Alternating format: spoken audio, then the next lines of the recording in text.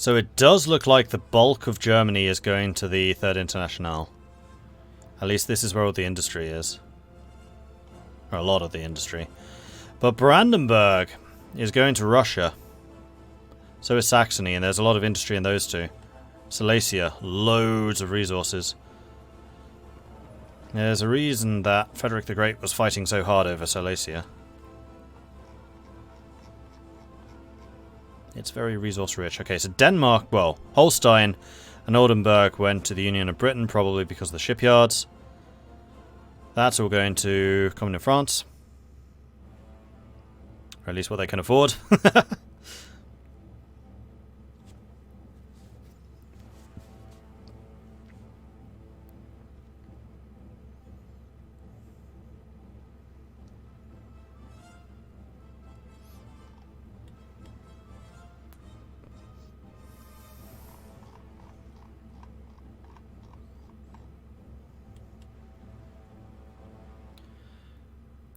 Comoros, Zanzibar, Seychelles,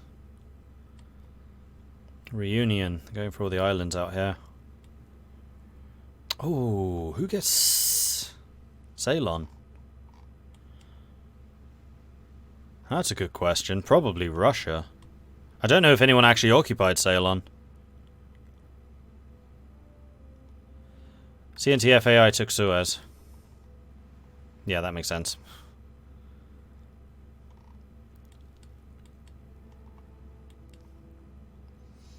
And then France takes Westphalia, Hesse, and Eastern Rhineland.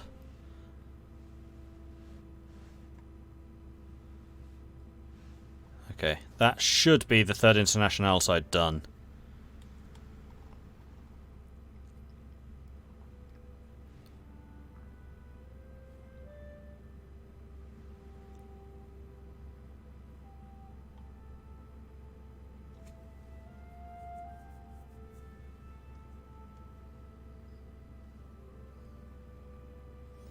And Russia's taking all of this, yeah. CoPro is really building Russia up.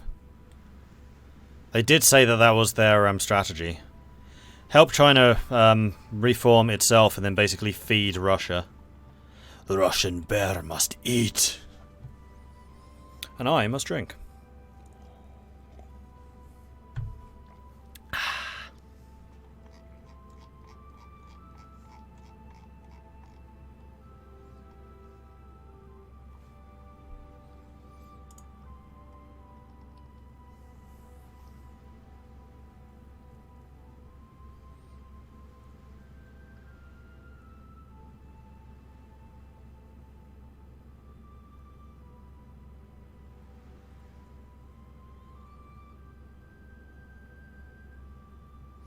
Yeah, I'm not going to get into whether I thought players were good or bad, because everyone's just having a good time in the end. But I did think that Germany made a couple of critical mistakes. One, not sending enough Lend-Lease. During the initial phase, one of the German strengths is their industry, and they start with it. So Germany can really make a huge difference by Lend-Leasing weapons to other nations. Two, lack of volunteers. Barely ever saw German volunteers, which meant their leaders were much less experienced, and also they didn't do enough on the world stage to secure more territories for themselves. And then number three was that failed naval invasion. That was the turning point for Germany. They possibly could have won this game had they followed up that naval invasion. It was basically they spent the early game building up loads of guns and loads of tanks and then lost them all straight away because of that. So anything that they didn't gain from the lack of Lend-Leases, they immediately lost. But I really liked Ukraine. I really liked Sweden. Austria I didn't see a huge amount from. And I liked Bulgaria. Bulgaria was solid. So Britain took 4, Canada took 45, CNTFAI took 1, France took 17, USA took 2, Russia took 12, Japan took 1. Now, here's the important question. How does that shift the balance of power? So right now, Co-Prosperity have 892 factories. Third International have 885. That's a difference of 7. That's really close. And then the Entente, which actually Now that the way the cards are all falling with their 600 factories, yeah, they're the underdog, but they are the potential kingmaker. And what the Entente does could sway this. Does the Entente start to try and invade Japan, China, and America? Do they worry about Australasia? Or do they try and do D-Day landings against the Europeans? Do they try and take out the British Navy and stuff like that? It's gonna be interesting. Because these two, they are so close in power. The downside, of course, for the Third International nations is they have a lot less potential. So they basically need to win this war quickly now. Because the longer this war drags on, the stronger, particularly China and Russia, are going to get. Just compare the size differences in terms of territory. And Russia, China and India all start relatively underdeveloped for their size, but they have the state size where they could get to that if given the time. Whereas Europe is already pretty well developed and they're probably reaching caps.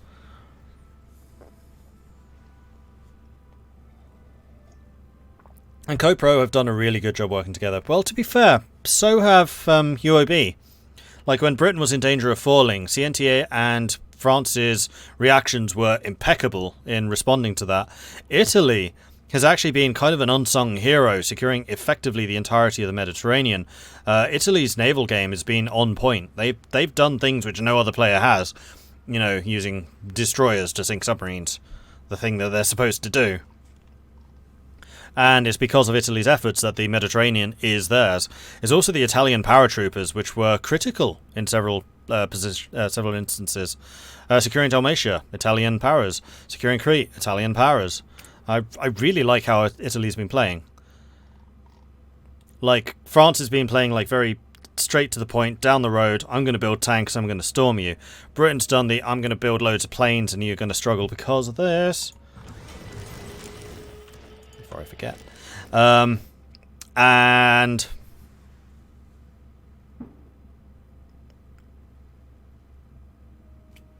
who was I saying? Italy is the creative player, coming up with the creative plays and doing things other people don't expect.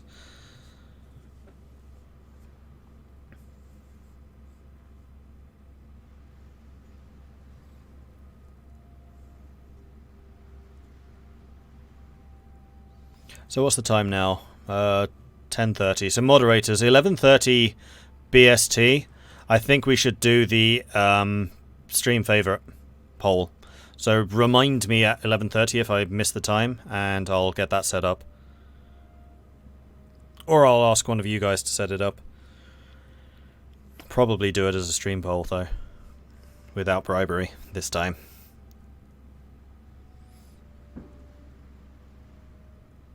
There are fireworks going off outside. Why are there fireworks going off on a Sunday evening?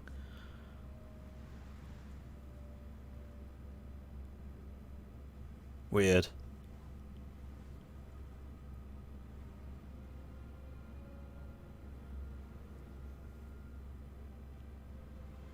What's happening? Oh, I think that somebody else crashed out and we're waiting for them to rejoin. Yeah, Empress of France. There we go. See you, Marshal.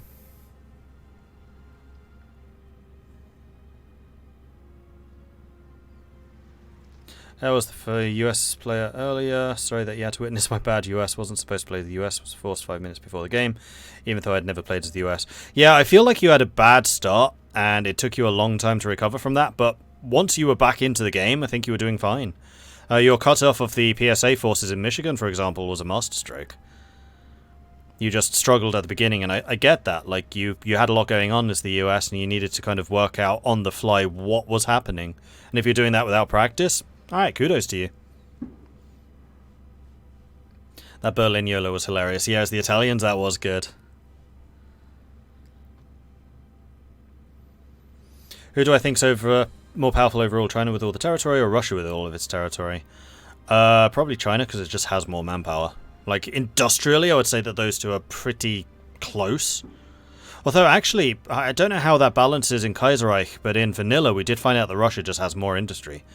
Because even at the end, where I'd basically built up the entirety of the People's Republic of China, I had about 100 less factories than Russia did.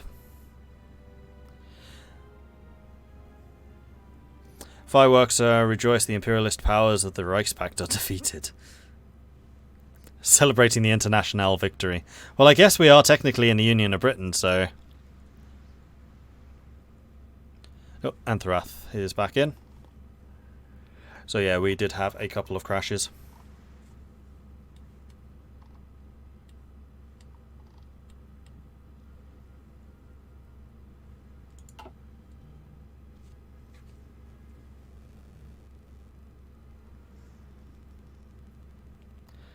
Am I being subjected to the endless stream of fireworks? It's not endless. They've just started. I'm just... Why? 10:30 at night on a Sunday. Probably someone's birthday or something.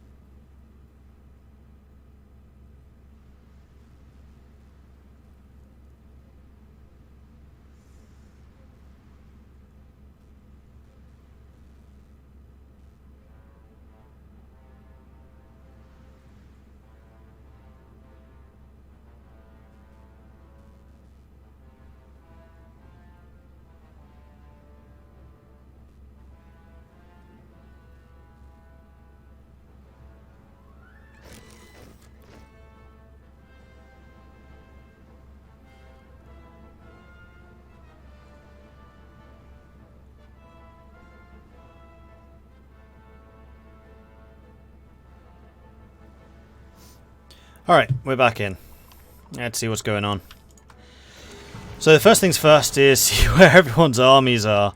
Because it's going to take some time to rejig to all the positions.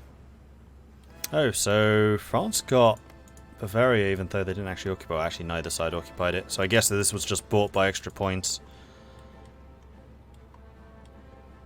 Because otherwise the lines are actually pretty on point. Interesting. Yeah, this is going to be really interesting now. The other question I have is division count. So International's got 500. CoPro has 350. So actually the International right now has a much higher division count. And we'll need to take a look at the Entente as well.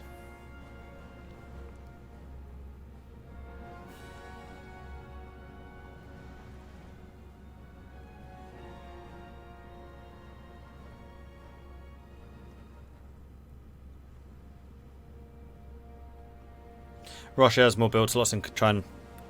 Russia has more build slots than China and Kaiserreich as well. Interesting.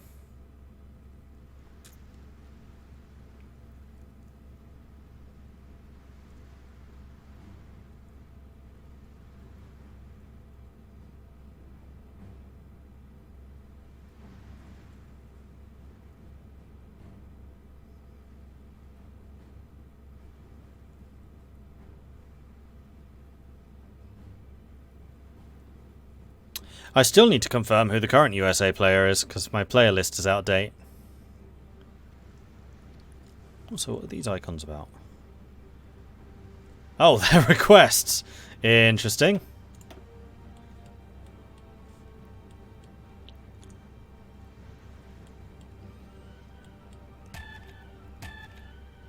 So Nationalist France is taking Nigeria.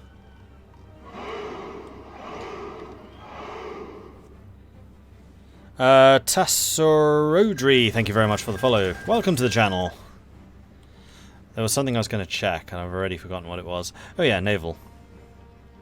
Although I don't know if that's necessarily important right now.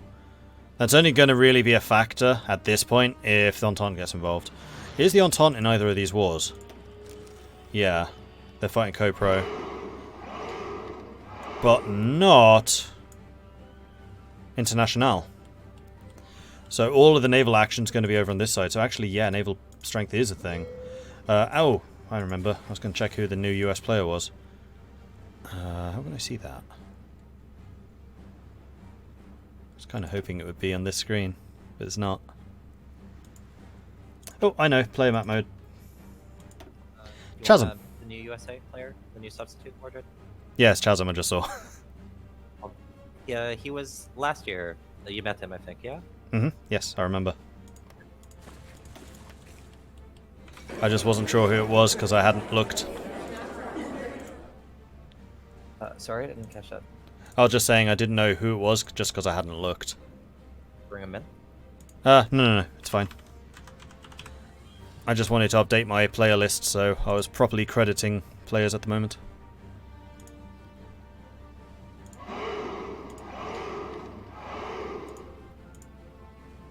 There we go. Done.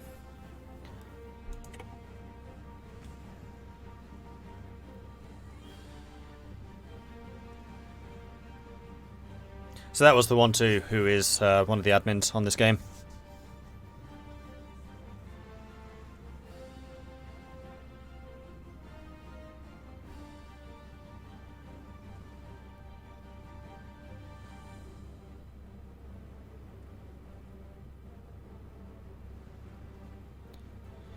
Oh, I see. They were in the middle of blowing up, so they're taking everything else now. Ah, here we go.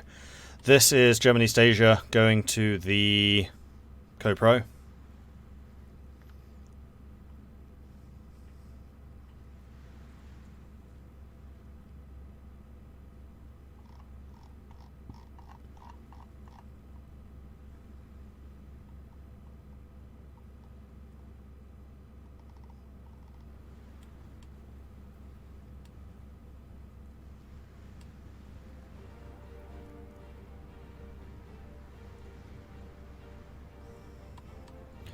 So Siam's taking Malaya, Singapore.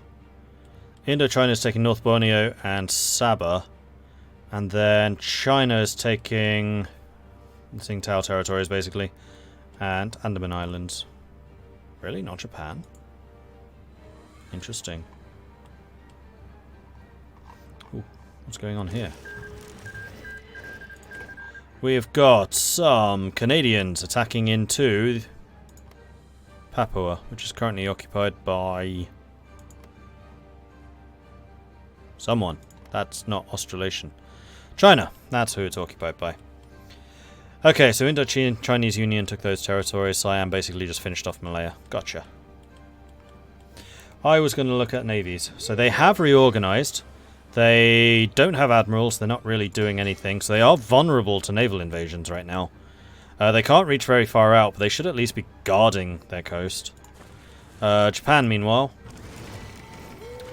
is doing a hell of a lot of power projection. They do have their submarines active off the coast of the Arabian Sea, catching Entente shipping? Yeah, they are. Mostly Canadian convoys. And they are a lot better deployed. And actually with admirals. This time with admirals.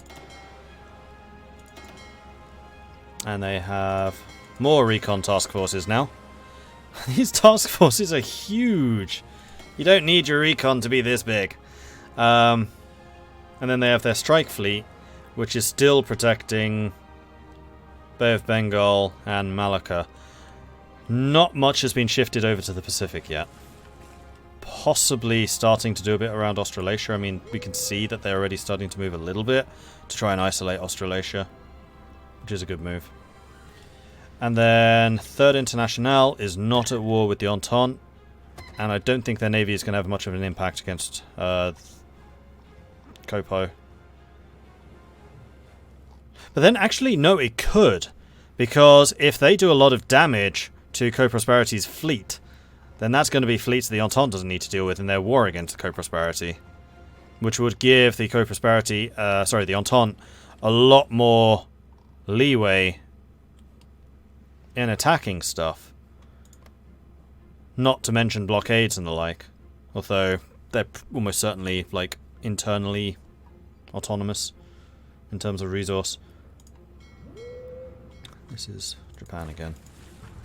Let's take a look at France. So France still has a lot of submarines, mostly active in the Mediterranean. They're also starting to fight a bit of an Atlantic war to try and cut. And I think that's mostly just a defensive screen, because they're not actually at war with any of these guys. Maybe to stop Japan trying to come through around Africa. Which does make sense. Yeah, if I were them, I'd probably just stick most of my submarines here.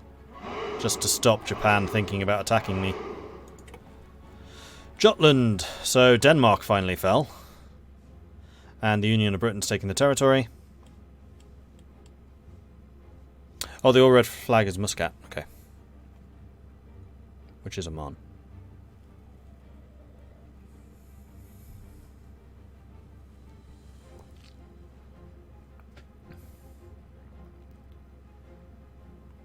Co-Pro might fall victim to their early success. The underdog surely won't get into each other's hairs. Well, it was kind of anticipated that these three factions would actually gang up against Co-Pro, because Co-Pro were the victors from last year.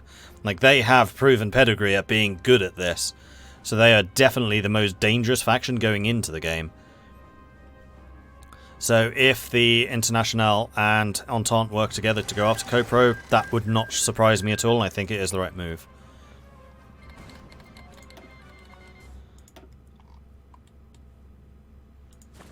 Even though I think that the US would have a lot to gain for going after South America, and I think that International would have a lot to gain going after the United States, it probably is better if they both focus on Co-Pro. I just wonder how the Entente's going to do it. Hopefully they can bring something out and surprise me. Right, Union of Britain. Are you doing anything with your navies? No. Just submarines. Up here, for some reason. I don't think you've even looked at your navy for a long time. And I'm guessing that Italy is just securing the Med. Yeah. And Spain? Not really using their fleet. That's a lot of CNTF AI troops moving. Probably to reinforce the Levant. We do have attacks ongoing in Germany. Berlin is still under threat. We do have the French tanks rolling in to try and assault. Counterattack coming out of Berlin, but it does look like they're investing a lot of units to defend. Berlin, of course, very important victory point, so if it fell to the Third International, that would be a big deal. And they're pinging the team right now saying, attack this thing! But Russia knows its importance and has their really heavy tanks here.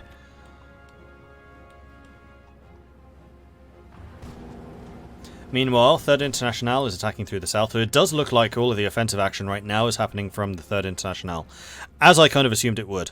The longer that Co-Pro can just hold out and resist, the stronger their industry gets, and they will eventually overtake. So, Third International do need to go for a relatively early war. Victory in next year, maybe 2.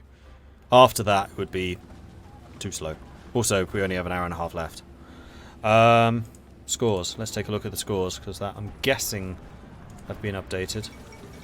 Right now, Co-Pro is winning 15-13, Entente of 1 point. It's still really close. So, in fact, if Berlin fell, Co-Pro goes down to 12, Third International goes up to 16. Berlin is really important right now. And Berlin's going to fall. They're attacking it. They have a couple of infantry coming in, but it's not going to be enough. Pinning actions taking place. You need to pin these guys as well. 96. And there it is. Boom! Berlin has fallen. And now Third International is in the lead. This is going to be really important. Like, the back and forth over this one city, I suspect, is going to win or lose the game. I'm anticipating an hour and a half of Berlin switching sides.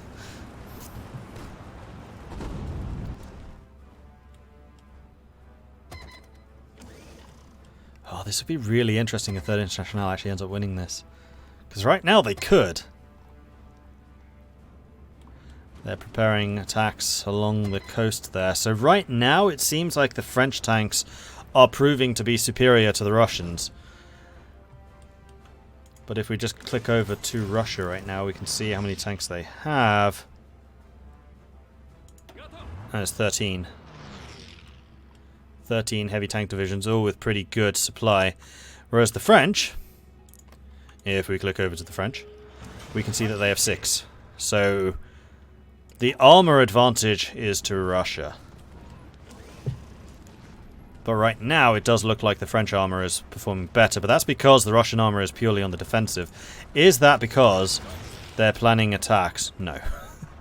You could get 53% more attack. You're sitting here anyway. There's no reason not to do this. Just take that and draw a line. You don't need to use it. Just getting that extra planning preparation. You still get the bonus if you're microing. No excuse.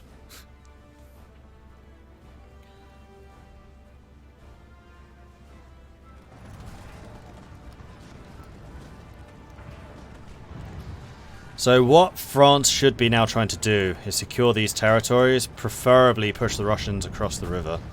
If they can hold this river line, then I suspect they'll do it. Especially because there's a bunch of forts here. Japan declared war on Norway. That's just them expanding out. This will also give them ports where they could go after the Union of Britain. Now here's where the Japanese Navy could come in, actually. If they're fairly confident about a lack of American Navy, which right now I would feel relatively confident about, you could potentially plan naval invasions from Norway of Britain.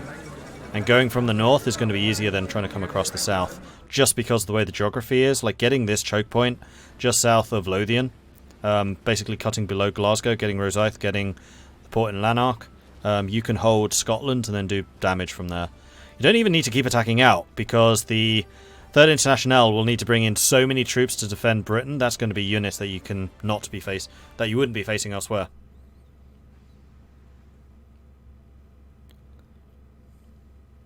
Is Russia out of manpower? They probably just haven't gone up in manpower law. Although Russia might... Russia is occupying an awful lot of territory. We should probably take a look at the resistance situation. Because there are still, and we can see it here, some regions which are lacking in resources, and that's often an indicator of resistance issues. So the Entente's just gobbling up more of Africa. Okay. Can I show the conscription level? Yes, I can. And I will do so in a moment. Once I poured myself the last of my tea.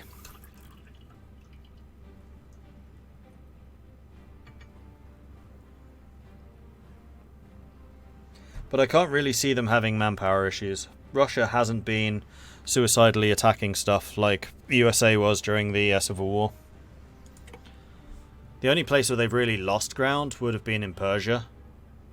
And I don't think they were really attacking into them, they were just delaying the Indian advance. India would have taken way more casualties from that.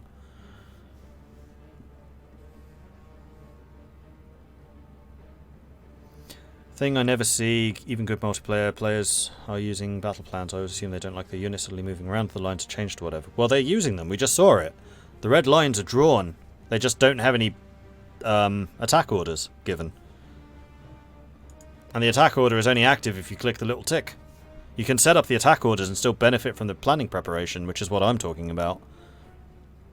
That 53%, it will go down incredibly quickly if you are microing, because it goes down 7 times faster if you micro it than if you just let the battle plan do its thing, which is why I prefer playing with battle plans, because I put a lot of emphasis on that planning preparation. But if you're Russia, and your heavy tanks are there purely to make a breakthrough, there's no reason not to do it, because once you've made the breakthrough, the Siamese tanks can exploit it. The Siamese tanks, I would say, have a much bigger reason to not use the battle plans, but honestly, Russia, while they're sitting here, battle plans drawn. They just don't have the offensive line. Just draw it to like Magdeburg. Don't ever press that button. And then micro. And you're still gaining the 53% attack bonus, which is a lot. The last of my tea, said with such finality. That was awful. I love it. Oh, here we go. Ceylon. Being attacked by India! India's back! Oh, please say it's true. Yep, that's an Indian naval invasion right there. India's not out. They're striking from beyond the grave. Oh, that's amazing.